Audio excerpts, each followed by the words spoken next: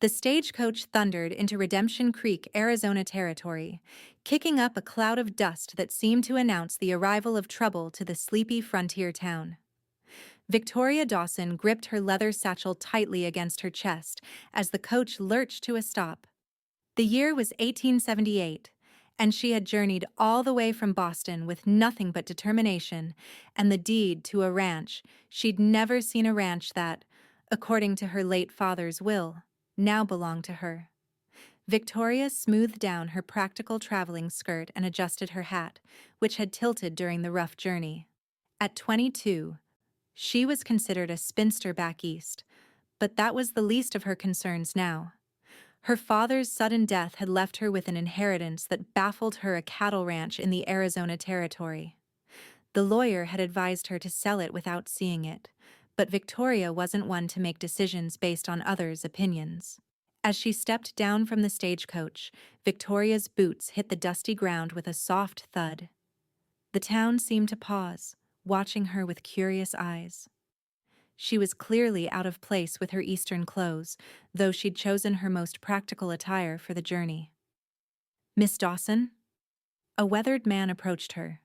His face creased from years under the harsh western sun. "Name's Elmer Thompson. I was your father's attorney out here. Expected you next week." "The earlier stage had room," Victoria replied, squinting against the sun. "I was eager to see my father's property." Elmer's expression darkened. "About that, there are some matters we should discuss. Perhaps we should head to my office." As they walked down the main street, Victoria could feel the stares from the locals, some curious, others outright hostile. A group of men outside the saloon nudged each other as she passed, and one spat tobacco juice near her path. "Don't mind them," Elmer said quietly. "Strangers are rare enough. Eastern ladies even rarer." Inside Elmer's modest office, Victoria removed her gloves and sat across from his desk.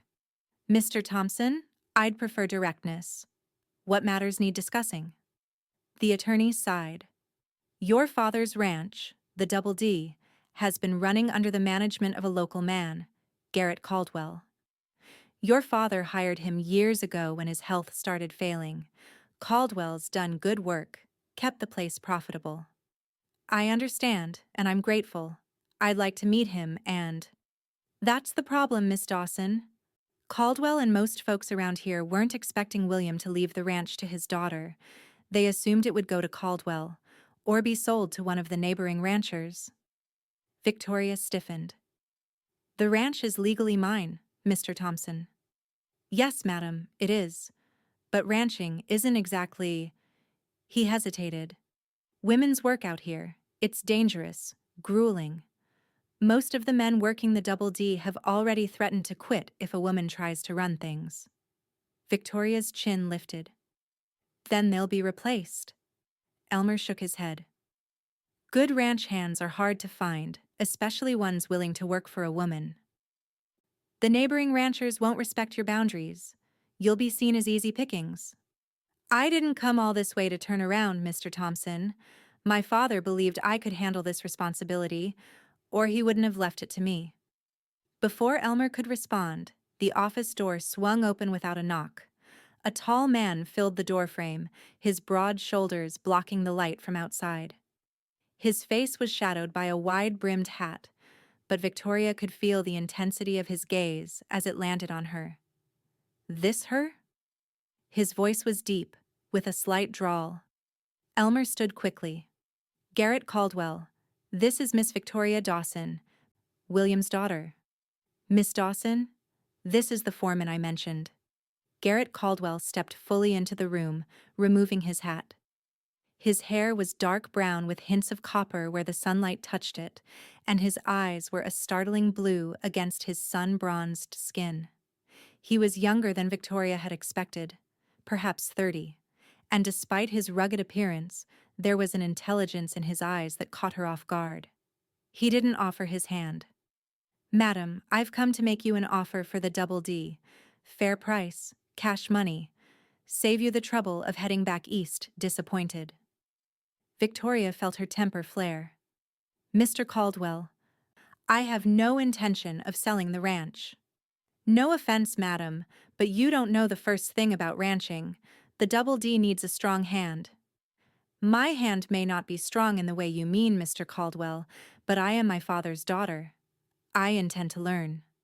A muscle twitched in Caldwell's jaw. This isn't Boston, Miss Dawson. The land doesn't care about your good intentions.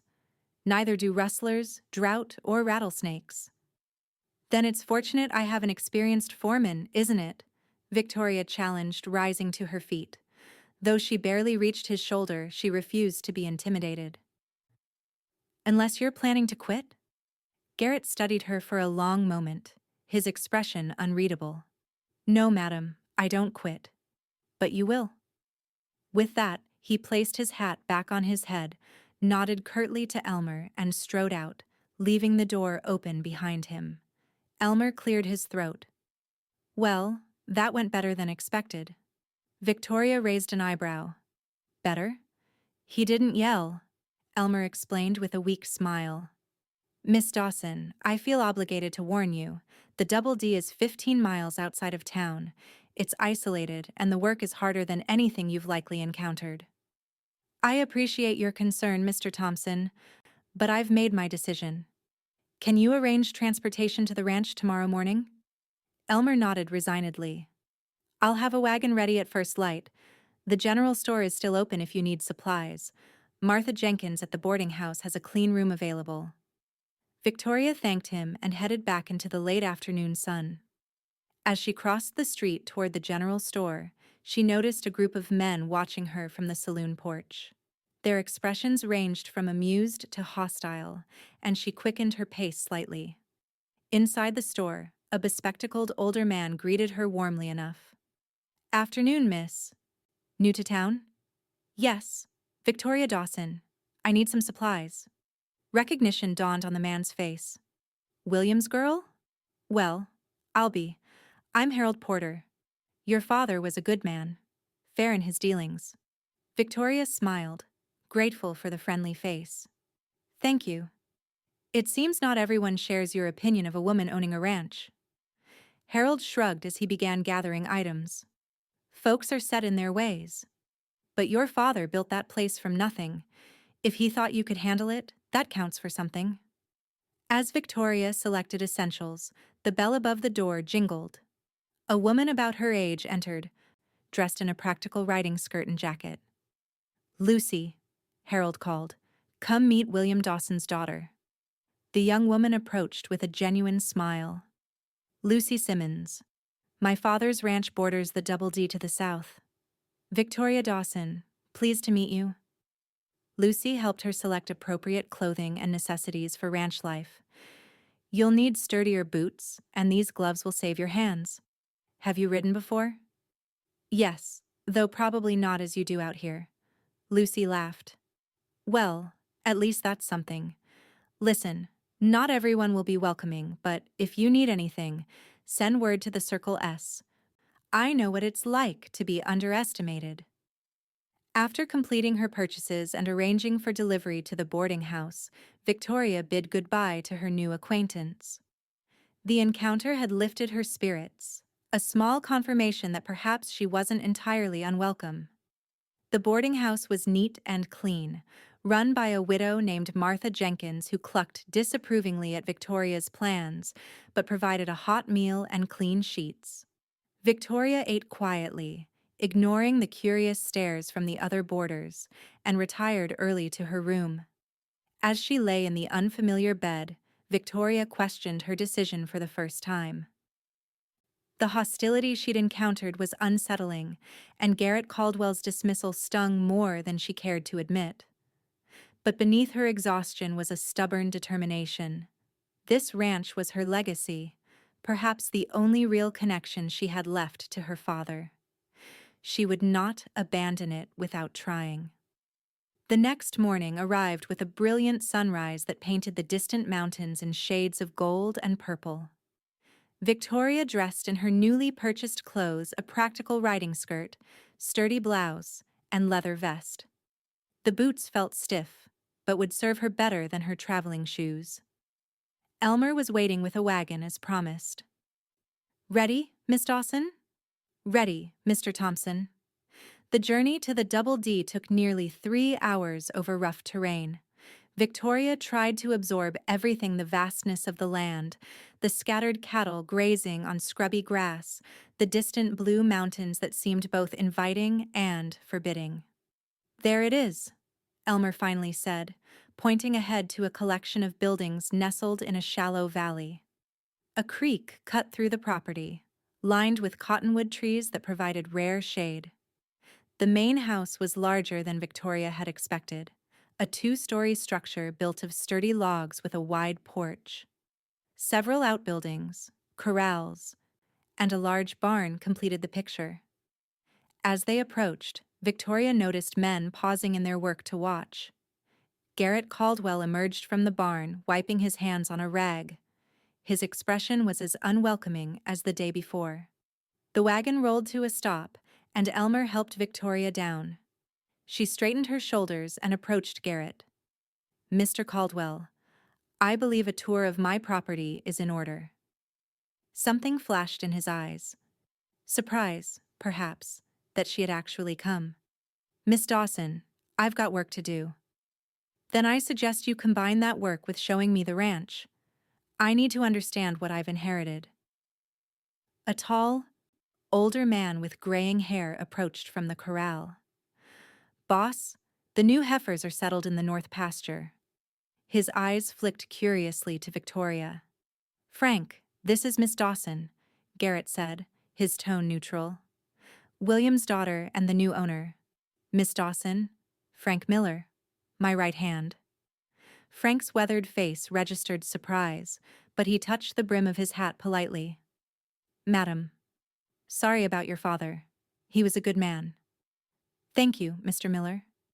"Frank here has been with the Double D almost as long as I have," Garrett said.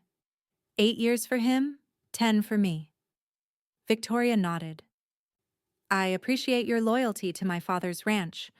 I hope we can work together effectively." Frank glanced at Garrett, clearly uncertain how to respond. Garrett sighed heavily. "Frank, finish up with those heifers. I'll show Miss Dawson around." He turned to Victoria. "You might want to change into something more suitable first." Victoria stood her ground. "This will do fine. Shall we begin with the house?" The main house was solidly built, with a large kitchen and dining area downstairs, along with a study that had clearly been her father's domain. Upstairs were 4 bedrooms, including a master bedroom with windows facing both the sunrise and sunset. The furniture was practical rather than elegant, but the house had a comfortable feel that surprised Victoria. "Your father expanded it 5 years ago," Garrett explained as they descended the stairs. "Added the 2nd story. Said he wanted room for family, though none ever came to visit." The accusation was subtle but clear. Victoria chose to ignore it. "The house is well built. Did my father spend much time here in recent years?" "Less as his health declined. He went back east to see doctors about 2 years ago. Returned for a few months last summer. Then left again in the fall. Got his letter about passing in February." They continued the tour outside, where Garrett pointed out the bunkhouse where the ranch hands stayed, the cookhouse, the smokehouse, and various corrals and pastures. He explained the basic operation with clipped sentences, clearly expecting her to be overwhelmed.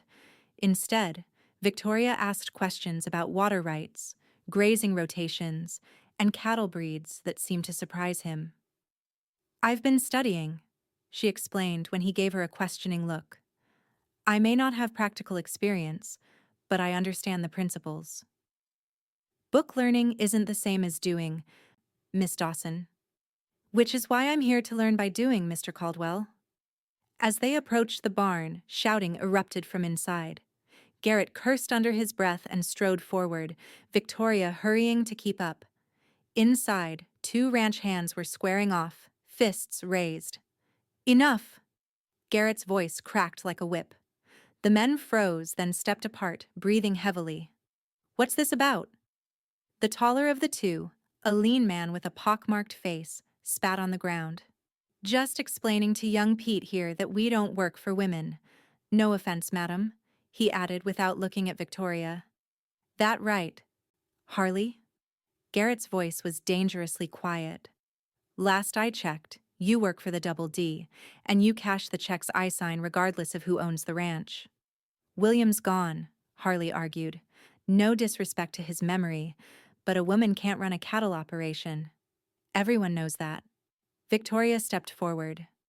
Mr. Harley, is it?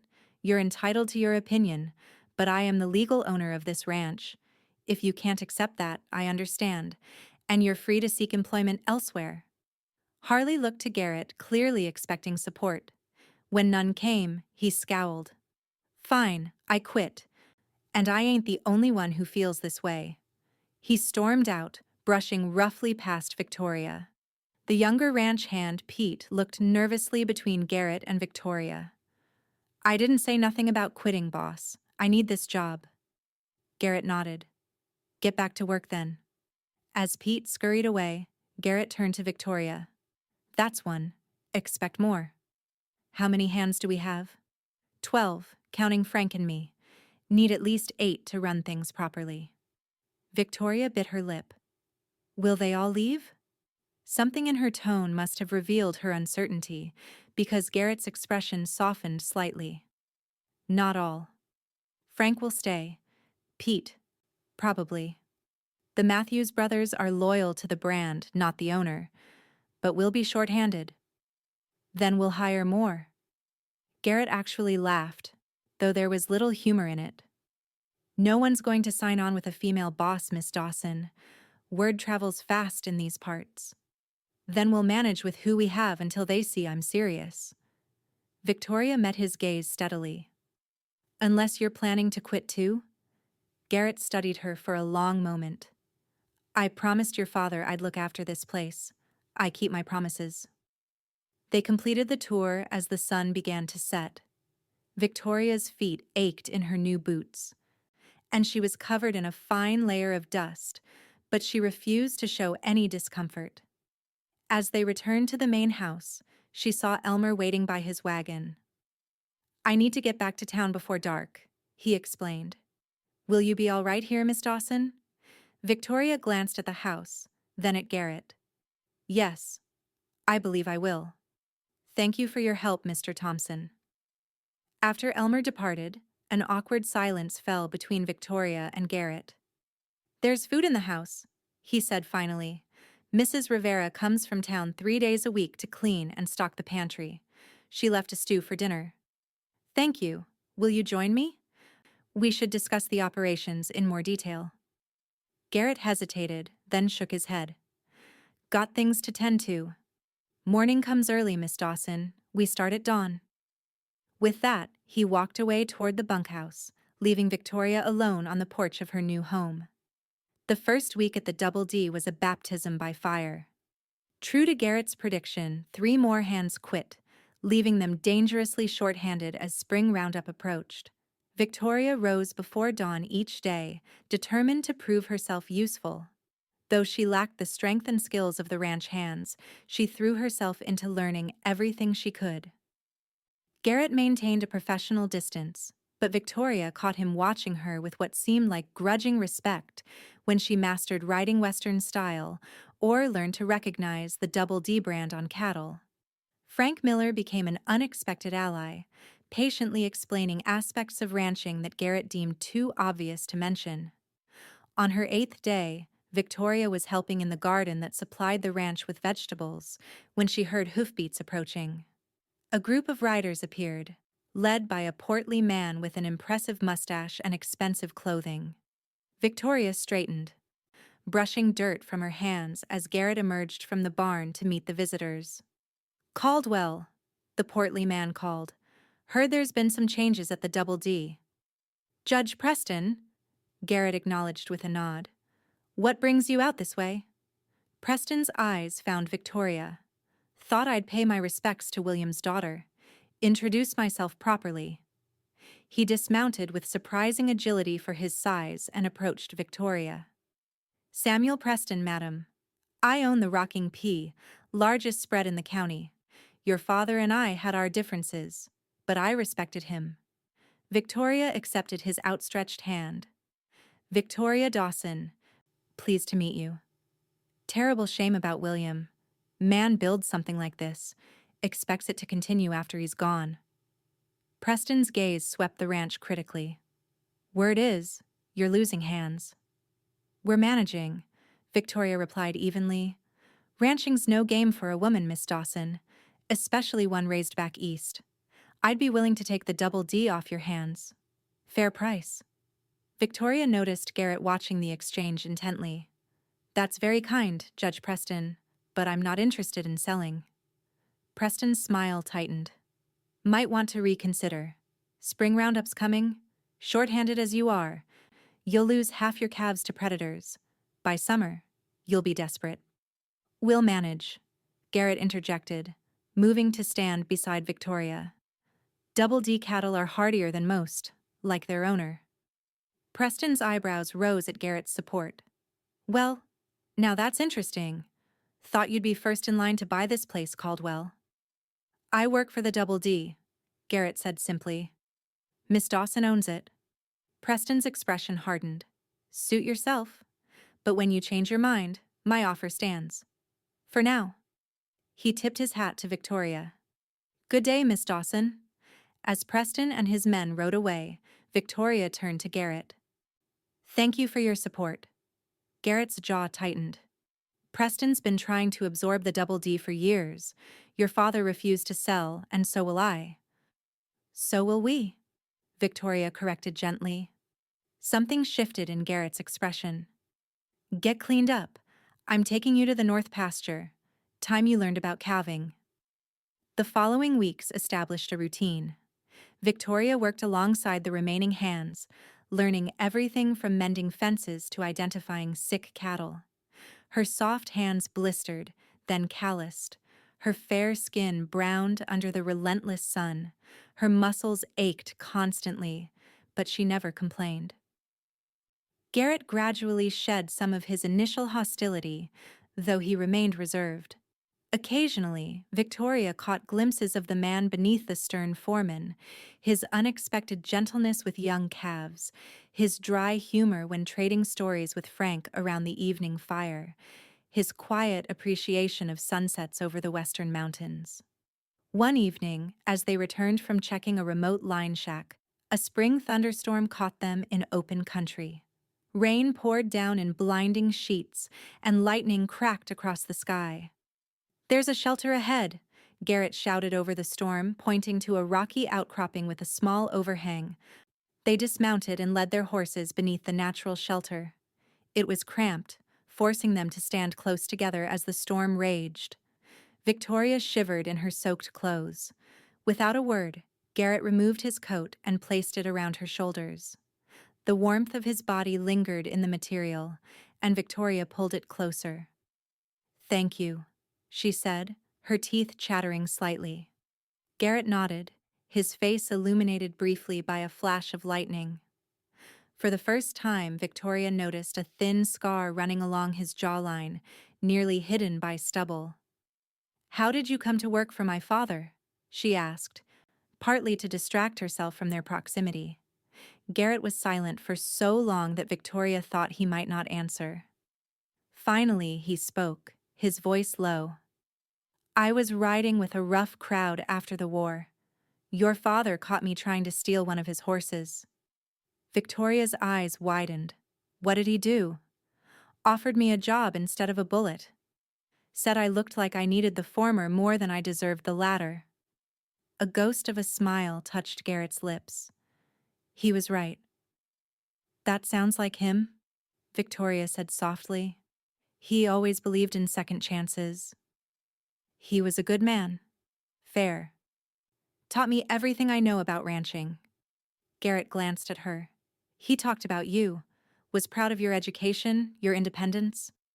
He never asked me to visit, Victoria said, unable to keep the hurt from her voice.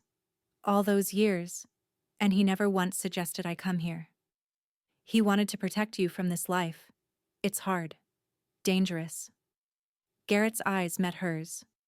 But he must have seen something in you at the end, must have believed you could handle it.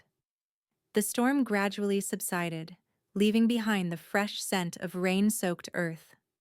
As they rode back to the ranch in the fading light, something had changed between them, a tentative understanding, perhaps even the beginning of trust.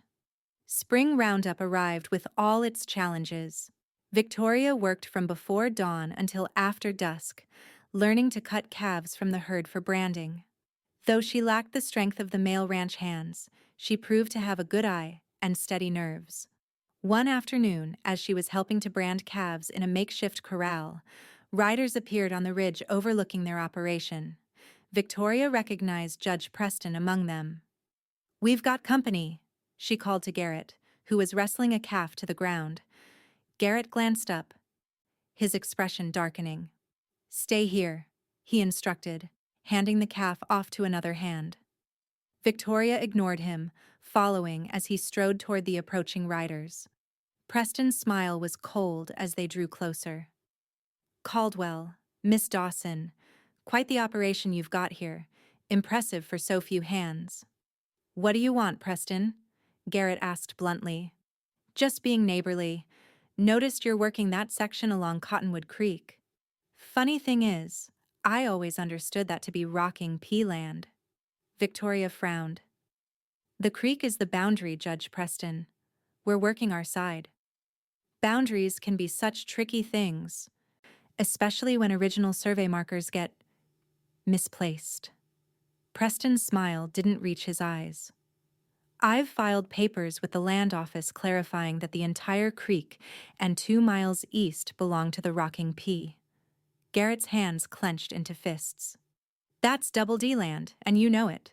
William had clear title." "Did he? Well, we'll let the courts sort it out. Meanwhile, I'd advise you to keep your cattle on the undisputed portion of your ranch." Preston tipped his hat mockingly. "Good day." As they rode away, Victoria turned to Garrett. "Can he do that?" "He's a judge with money and influence. He can make things difficult." Garrett's eyes narrowed as he watched Preston's retreating form. "Your father dealt with similar tactics before. Preston wants the Double D water rights." "What do? We fight." Garrett met her gaze. "If you're up for it." Victoria straightened her shoulders. "This is my land. I won't let him take it." That evening, as Victoria sat on the porch watching the sunset, Garrett joined her, holding 2 tin cups of coffee. He handed one to her and settled into the chair beside her. "Preston's filed his claim," he said without preamble. "Frank rode to town and confirmed it with Elmer. We'll need to contest it formally." Victoria sipped her coffee. "How much land are we talking about?" "About 500 acres, but it's the water that matters. Cottonwood Creek is the best water source on the property. Without it, the Double D loses half its value. Then we'll fight him in court." Garrett turned to look at her, his expression troubled. "Court cases take time and money. Preston knows we're short-handed and struggling to complete the roundup. He's hoping to force you to sell before the case even gets heard." Victoria stared out at the darkening landscape. "What would my father have done? William?" Garrett's lip quirked up. "He'd have fought like hell." "Then so will we." Victoria met his gaze steadily. "I'm not giving up my home, Mr. Caldwell." Something shifted in Garrett's eyes. "When did the Double D become home to you, Miss Dawson?" The question caught her off guard. Victoria considered it, looking out at the land that had seemed so foreign just weeks ago. "I'm not sure exactly when, but it is now." Garrett nodded slowly. "Then I suggest you start calling me Garrett. Mr. Caldwell makes me feel like I'm in trouble." Victoria smiled. "Only if you call me Victoria." "Victoria," he repeated, as if testing how the name felt. He raised his cup slightly. "To defending our home." She clinked her cup against his. "Our home." The next morning brought a new challenge. 2 of their best horses were missing from the corral, including Garrett's prized quarter horse. "Could they have broken out?" Victoria asked as they examined the gate. Garrett ran his hand along the rope that had secured it. "Cut," he said grimly. This was deliberate. Frank approached, his expression grave. "Found tracks heading east, toward Preston's place." Garrett's jaw tightened. "Saddle what horses we have left. Frank, you and the Matthews boys keep working the herd. Victoria and I will track the horses." Victoria hurried to prepare, strapping on the small revolver Garrett had insisted she learn to use. Within 20 minutes, they were following the tracks eastward. "Preston wouldn't steal horses himself," Victoria said as they rode. "He's too concerned with his reputation." "No, but he has men who would, especially if they could make it look like the horses simply wandered off. The cut rope changes things, though. That's clear theft." They tracked the horses for several hours, eventually reaching a small box canyon. Inside, they found not only their missing horses but a dozen cattle bearing the Double D brand. "Rustling," Garrett said quietly. "They've been taking our cattle a few at a time, probably planning to alter the brands." Victoria scanned the canyon walls. "No one's guarding them?" "They'll be back." Garrett dismounted carefully. "We need to move quickly." They gathered the horses and began herding the cattle out of the canyon. They had nearly reached the entrance when 3 riders appeared, blocking their path. Victoria recognized one as Harley, the hand who had quit after her arrival. The other 2 were strangers, rough-looking men with hands hovering near their weapons. "Well now," Harley drawled. "Look what we found, trespassers." Garrett positioned his horse slightly in front of Victoria's. "These are Double D cattle and horses. Move aside, Harley." "Don't see no Double D land here," one of the other men said. "This here's Rocking P property now." "Not according to any legal ruling," Victoria interjected. "And regardless, stealing livestock is a hanging offense." Harley's expression darkened. "Ain't nobody stealing nothing. These strays wandered onto Rocking P land. We're just holding them safe." "After cutting our corral rope?" Garrett's voice was dangerously calm. "That story won't hold with the sheriff." The third man, silent until now, drew his gun. "Ain't gonna be no sheriff involved. Accidents happen out here all the time." Time seemed to slow. Victoria saw Garrett's hand move toward his own weapon, saw the man's finger tighten on the trigger. Without thinking, she pulled her revolver and fired. The shot went wide, but it startled the man enough that his own shot went high. Garrett drew and fired in one fluid motion, hitting the man's shoulder. He dropped his weapon, howling in pain. Harley and the other man raised their hands quickly. "Now hold on," Harley stammered. "We was just following orders." "Whose orders?" Garrett demanded, his gun still raised. "Preston," Harley admitted after a moment's hesitation. "Said to make things difficult for the Double D. Said eventually the city girl would give up and sell." Victoria urged her horse forward. "Tell Judge Preston that the city girl isn't giving up. And the next time he sends men to steal from me, I won't miss." The confidence in her voice surprised even her.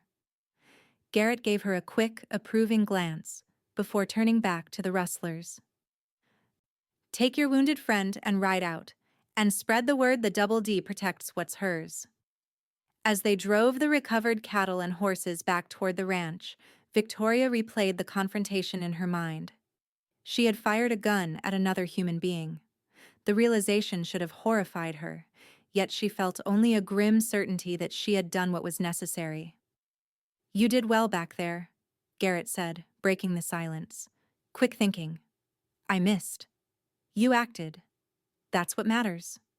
He studied her for a moment. "Most people freeze their first time in that situation." Victoria met his gaze. "I couldn't let them hurt you." Something flickered in Garrett's eyes, surprise, perhaps, or something deeper. Before he could respond, shouts echoed from ahead. They crested a rise to see smoke rising from the direction of the ranch. "Fire!" Garrett kicked his horse into a gallop, Victoria close behind. They arrived to find the bunkhouse in flames. The ranch hands were forming a bucket line from the well, fighting desperately to keep the fire from spreading to nearby buildings. Victoria dismounted and ran to join them, passing buckets of water alongside Frank and the others. After a grueling hour, they managed to extinguish the flames, but the bunkhouse was destroyed. Miraculously, no one had been injured. "How did it start?" Victoria asked, wiping soot from her face. Frank shook his head grimly. "No accident. Found a broken lantern inside, deliberately knocked over. Must have happened while we were all out with the herd." Victoria looked to Garrett, who was surveying the damage with a hard expression. "Preston." "Most likely." Garrett turned to the exhausted ranch hands. "We'll rebuild. Meanwhile, 2 men can bunk in the storage room, 2 in the tack room. It'll be tight, but we'll manage." That night, Victoria couldn't sleep. The events of the day kept replaying in her mind: the confrontation with the rustlers, the fire, the escalating conflict with Preston. She rose and wrapped a shawl around her shoulders, stepping out onto the porch for some air. To her surprise, Garrett was already there, sitting on the steps with a cup of coffee in his hands. "Couldn't sleep either?" she asked, joining him. He shook his head. "Thinking about our next move." "You believe Preston will continue his attacks?" "Men like Preston don't stop until they get what they want, or someone makes them stop." Garrett offered her his cup of coffee, which she accepted gratefully. "The fire was meant to drive away what hands we have left." Victoria sipped the coffee, finding comfort in its warmth. "Will they leave?" "The Matthews brothers are talking about it. Can't blame them. They've got families." "What about you?" Victoria asked quietly. "You've stuck by me despite everything." "Why?" Garrett was silent for a long moment, staring out at the star-filled sky. "Started as a promise to your father. Then it was about not letting Preston win." He turned to look at her, his expression softening in the moonlight. "Now it's something else." Victoria's heart quickened. "What?" "You belong here, Victoria. I saw it today when you faced down those rustlers. Saw it when you worked alongside everyone to fight the fire. This land is in your blood as much as it was in William's." He hesitated. "And I want you to stay." The admission hung between them, weighted with unspoken meaning. Victoria found herself moving closer to him, drawn by something she couldn't name. "I'm not leaving," she said softly. "This is my home now. Our home, like you said." Garrett's hand found hers in the darkness, his calloused fingers gentle against her skin. "Then we'll defend it together." The moment stretched between them, taut with possibility. Then, with a restraint that must have cost him greatly, Garrett released her hand and stood. "Dawn comes early," he said, his voice rougher than usual. "Get some rest, Victoria." As he walked away toward the barn where he'd made a temporary bed, Victoria remained on the porch, her hand still warm from his touch, her heart beating a rhythm she'd never felt before. The next week brought new challenges as they struggled to complete the spring roundup with reduced manpower. True to Garrett's prediction, the Matthews brothers departed, leaving them critically short-handed. To Victoria's surprise, Lucy Simmons from the neighboring Circle S rode over with 2 of her father's hands. "Pa sent us to help," Lucy explained as she dismounted. "He says Preston's tactics are bad for all honest ranchers. Besides," she added with a smile, "us female ranchers need to stick together." Victoria embraced her gratefully. "Your father is a good man. He respects what you're trying to do here. So do I." Lucy glanced toward where Garrett was directing the remaining hands. "And it seems your foreman does too." Victoria felt a blush rise to her cheeks. "Garrett has been supportive." Lucy raised an eyebrow knowingly but said nothing more as they joined the others. With the additional help, they made good progress over the next few days. Victoria found herself working closely with Garrett, their movements becoming synchronized as they anticipated each other's needs. Occasionally their hands would touch, or their eyes would meet, and something unspoken would pass between them before they returned to their tasks. One evening, as they were finishing the day's work, a rider approached at a gallop. It was Elmer Thompson, looking unusually agitated. "Miss Dawson, Caldwell," he called as he dismounted. "Preston's made his move. He's convinced Judge Wilson from the county seat to issue an injunction against the Double D using the disputed land." Garrett cursed under his breath. "Wilson's in Preston's pocket." "That's not all," Elmer continued grimly. "Preston's claiming the entire Double D was improperly deeded.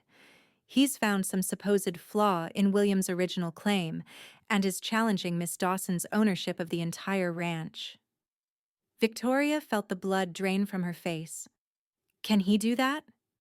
"It's a legal maneuver designed to force you into a corner," Elmer explained. "Fighting it will require a court appearance in the county seat, legal fees, possibly for months. He's betting you don't have the resources." "When is the hearing?" Garrett asked. 3 days from now. Preston pulled strings to expedite it. Victoria squared her shoulders. "Then I'll be there. We have the original deed and my father's will. They're legitimate." Elmer nodded. "I'll represent you, of course. But Preston has influence with the local judiciary. It won't be easy." After Elmer departed, Victoria retreated to her father's study, searching through his papers for anything that might help their case. Hours later, Garrett found her surrounded by documents, her eyes red from strain. "You should rest," he said gently. Victoria looked up, frustration evident in her expression. "Preston can't just take what isn't his. There must be something here, some proof that the land is legally ours." Garrett crossed the room and knelt beside her chair. "Even if Preston wins in court, he'd still have to physically take possession, and I'm not inclined to let that happen." "I won't ask you to risk yourself for this, Garrett." "You're not asking, I'm offering." His hand covered hers where it rested on the desk. "We'll face this together, Victoria. First in court, and if necessary, here on our land." The warmth of his hand and the determination in his voice steadied her. Victoria turned her palm upward, threading her fingers through his. "Together, then." The journey to the county seat 2 days later was tense.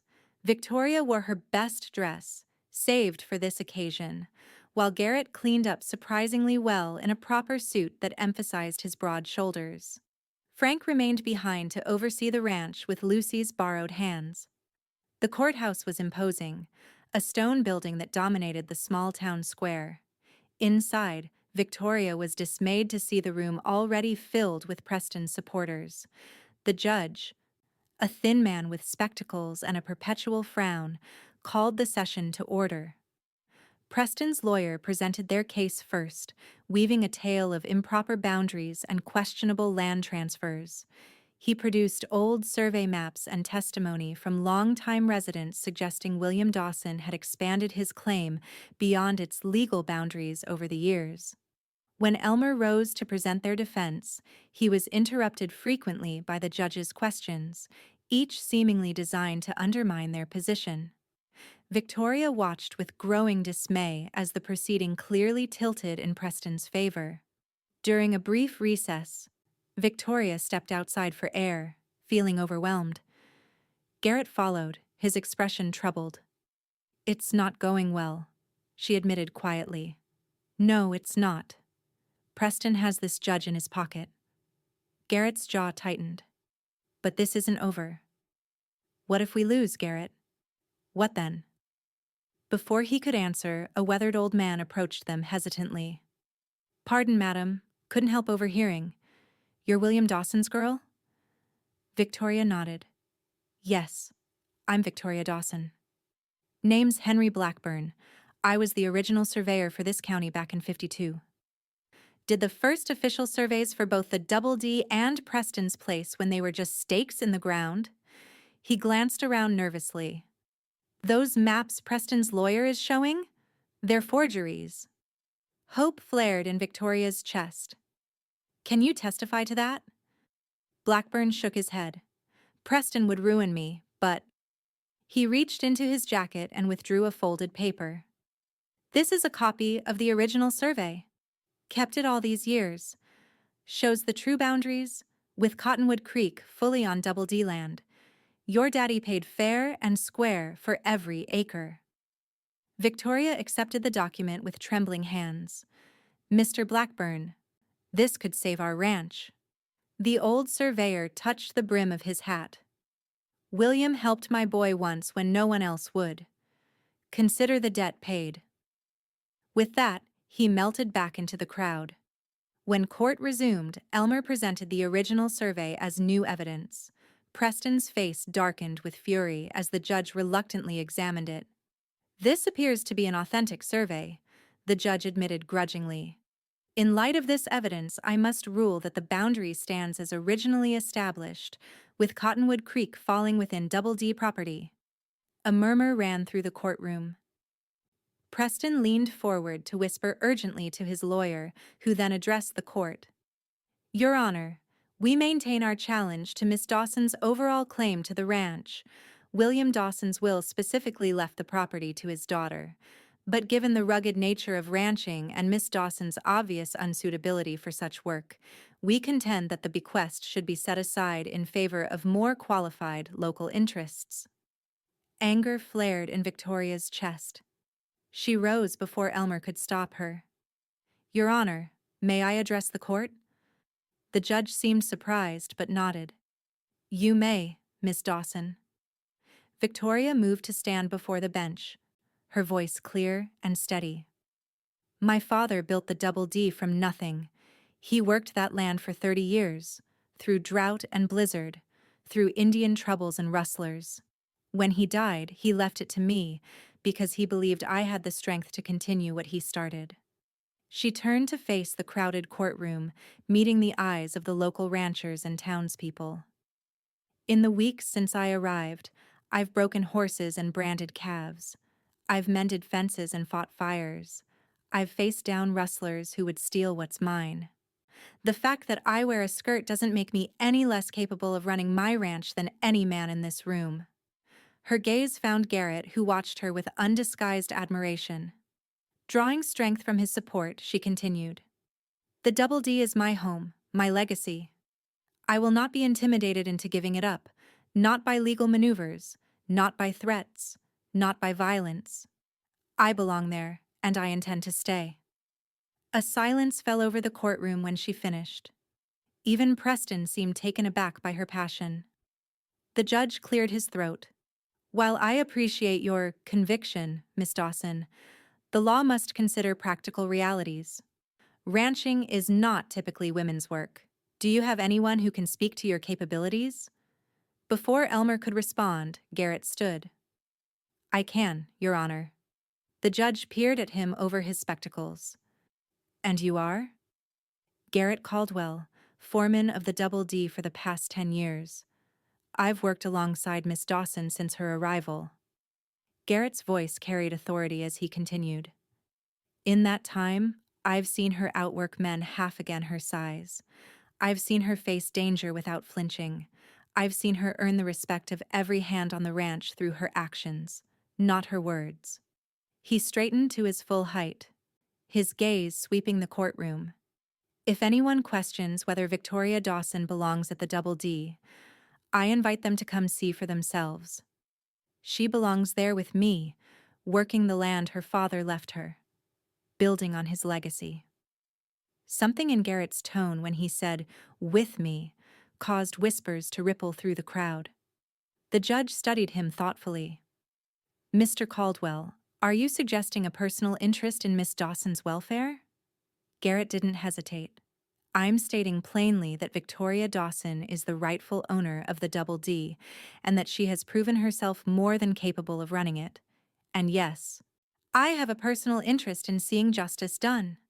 The judge deliberated for several moments before speaking. The challenge to Miss Dawson's inheritance is denied. The will of William Dawson stands, and the Double D Ranch remains the legal property of his daughter, Victoria Dawson. Relief flooded through Victoria. As the crowd began to disperse, Preston approached, his face flushed with anger. This isn't over, he hissed. A fancy speech and a convenient survey won't protect you forever. Garrett stepped between them. It's over, Preston. You lost. Push further, and it won't be the courts you'll answer to. Preston's eyes narrowed, but something in Garrett's stance made him reconsider. With a final glare, he turned and stalked away. Outside the courthouse, Victoria found herself surrounded by well-wishers, ranchers, and townspeople who had watched the proceedings with interest. Many who had been skeptical of her ability now offered congratulations and support. When they finally broke free, Garrett led Victoria to a quiet spot beneath a cottonwood tree. "You were magnificent in there," he said softly. Victoria smiled up at him. "So were you." "She belongs there with me?" A flush crept up Garrett's neck. "I meant every word." "I know." Victoria stepped closer, emboldened by the day's victory and the feeling that had been growing between them for weeks. "What happens now, Garrett?" His eyes searched hers. "We go home. We rebuild the bunkhouse. We run our ranch." "Our ranch?" Victoria repeated, her heart quickening. "If you'll have me as more than just your foreman."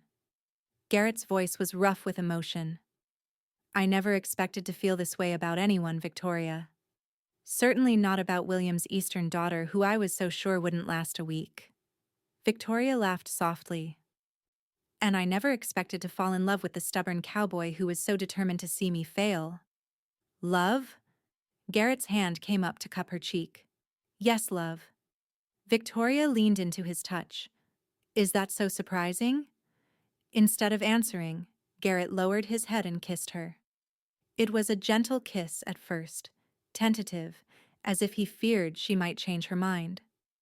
Then, as Victoria responded eagerly, it deepened into something more passionate, a promise of all that lay ahead. When they finally parted, both breathless, Garrett rested his forehead against hers. "We should head back. Frank will be wondering what happened." Victoria nodded, though she was reluctant to break the moment. "Yes, we should go home." The word home held new meaning now, encompassing not just the ranch, but the future they would build there together. The journey back to the Double D was filled with plans and possibilities. They discussed the upcoming summer work, the rebuilding of the bunkhouse, and the need to hire additional hands. Throughout the conversation, their hands remained linked, a physical connection mirroring the emotional bond that had formed between them. As they approached the ranch, Victoria saw smoke rising from the chimney and lights glowing in the windows of the main house. Frank must have lit the lamps in anticipation of their return, but as they drew closer, Victoria realized there were more horses in the corral than when they'd left. Garrett noticed too, his hand moving instinctively to his weapon. "We have visitors," he said quietly. They rode into the yard cautiously, relaxing only when Lucy Simmons emerged from the house, waving cheerfully. "About time you got back," she called. "We've been waiting to hear the news." Behind her came Frank and several other figures, some familiar, some not.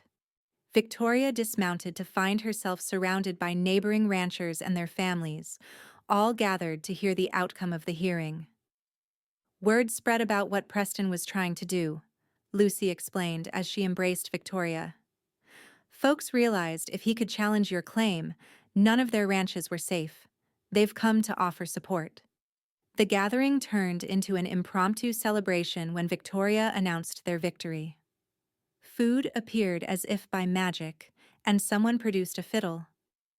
The main house and yard filled with laughter and music as the community that had once viewed Victoria with suspicion now welcomed her as one of their own. Late in the evening, as the celebration continued inside, Victoria slipped out onto the porch for a moment of quiet.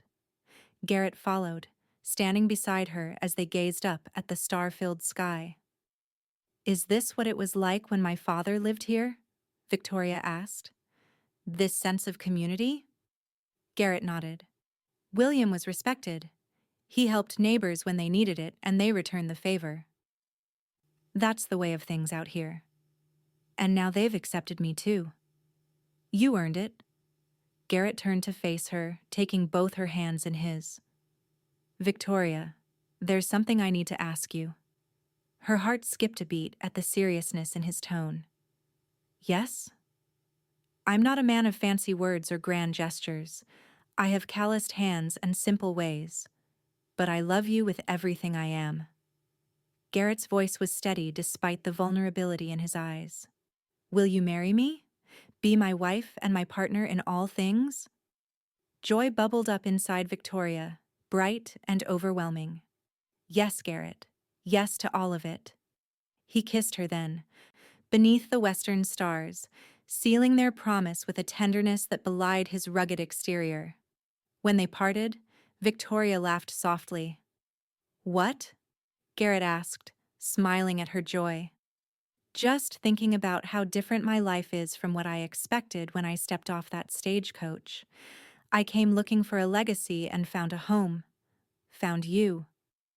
Found where you belong, Garrett added, drawing her close again. Inside, the music and laughter continued, but for that moment, the world narrowed to just the two of them, a Boston-bred lady and a reformed horse thief, united by their love for each other and for the land they would steward together. The news of their engagement spread quickly through the celebration, generating cheers and congratulations. Lucy appointed herself wedding planner on the spot, declaring that the ceremony must take place at the Double D, with the entire community invited. As spring gave way to summer, the ranch flourished under their joint care. True to his word, Preston ceased his direct attacks, though Victoria occasionally felt his hostile gaze when they encountered him in town. With their legal victory and growing community support, the Double D was no longer an easy target. New hands were hired, the bunkhouse rebuilt and expanded. Victoria's knowledge of ranching grew daily, guided by Garrett's patient instruction. Their partnership extended to all aspects of the operation, with Victoria taking charge of the accounts and correspondence while sharing in the physical work as well. Their wedding day dawned clear and warm in late August. The ranch had been transformed, with wildflowers decorating the porch and tables set up beneath the cottonwood trees. Victoria wore a simple white dress that Lucy had helped her select on a trip to the county seat, with her mother's pearls as her only adornment. Garrett waited for her on the porch, where they had shared so many conversations, dressed in a new suit that couldn't quite disguise his cowboy nature. His face when he saw her approach on Frank's arm made Victoria's heart swell with love. The ceremony was brief, but meaningful, with Elmer Thompson officiating. When they exchanged vows, Garrett's voice was clear and strong, his eyes never leaving Victoria's face. I take you as my wife, my partner, my heart, he said, the words simple but profound in their sincerity. Whatever comes, we face together. Victoria's reply was equally heartfelt. I take you as my husband, my strength, my home. Wherever you are, is where I belong. The celebration lasted well into the night, with dancing and feasting and tales of William Dawson that made Victoria feel closer to her father than she ever had during his life. As the evening waned, Garrett drew her away from the gathering, leading her toward the creek, that had become one of her favorite spots on the ranch. I have something to show you, he said, a hint of nervousness in his voice. They walked hand in hand through the moonlight until they reached a clearing beside the water. There, Victoria gasped at what she saw: the frame of a small cabin, partially constructed among the trees. Garrett? She questioned, turning to him in surprise. I thought we might want a place of our own sometimes, he explained. Somewhere quiet, just for us, but still on the ranch. Frank and the hands have been helping me build it in secret. Do you like it? Victoria walked through the skeleton of the cabin, envisioning what it would become: a private retreat where they could escape the demands of ranching occasionally, a place for just the two of them. It's perfect, she said, returning to his side. Our own little corner of the Double D. Garrett drew her into his arms. I want to give you everything, Victoria. A life worth having, a love worth holding on to. You already have, she whispered against his lips. You gave me a place to belong. As they kissed beneath the stars, with the sound of the creek providing gentle accompaniment, Victoria knew with absolute certainty that she was exactly where she was meant to be in this wild, beautiful land, in the arms of the man who had taught her its ways, who had seen her strength before she recognized it herself. They walked back to the main house together, toward their future and the legacy they would build, not just of cattle and land, but of love and belonging, of finding home in each other. 5 years later, Victoria stood on the porch of the main house, watching as Garrett taught their 4-year-old son William how to rope a fence post. The boy's laughter carried across the yard, bright and carefree. Beside her, their 2-year-old daughter Emma slept peacefully in her cradle, her cheeks flushed with health. The Double D had prospered beyond their expectations. They had expanded their herd, improved their breeding stock, and even ventured into horse breeding with considerable success. The cabin by the creek had been completed and served as their special retreat during rare moments of leisure. Preston had eventually sold the Rocking P and moved east, unable to accept his defeat at the hands of a woman and her loyal foreman turned husband. His departure had eased tensions in the valley considerably. As Victoria watched her family, a rider appeared on the horizon. She recognized Lucy's distinctive posture immediately and waved in welcome. Her friend had married one of the neighboring ranchers 2 years earlier, and their friendship had only deepened with time.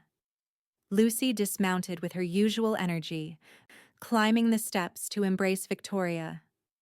Just the person I wanted to see. The town council is organizing a harvest festival, and they want the Double D to host it this year. Apparently, you two have become respectable community leaders when no one was looking. Victoria laughed. I'm not sure how that happened. It happened because you belong here, Lucy said simply. Everyone sees it now. Ma! William called, running toward the porch with his small rope dragging behind him. Pa says I'm a natural. Garrett followed at a more measured pace, his face lined now with the evidence of years working under the sun, but his eyes still bright with the same love Victoria had come to depend on. He takes after his mother, Garrett said as he joined them on the porch. Stubborn, determined, won't quit until he gets it right. Victoria raised an eyebrow.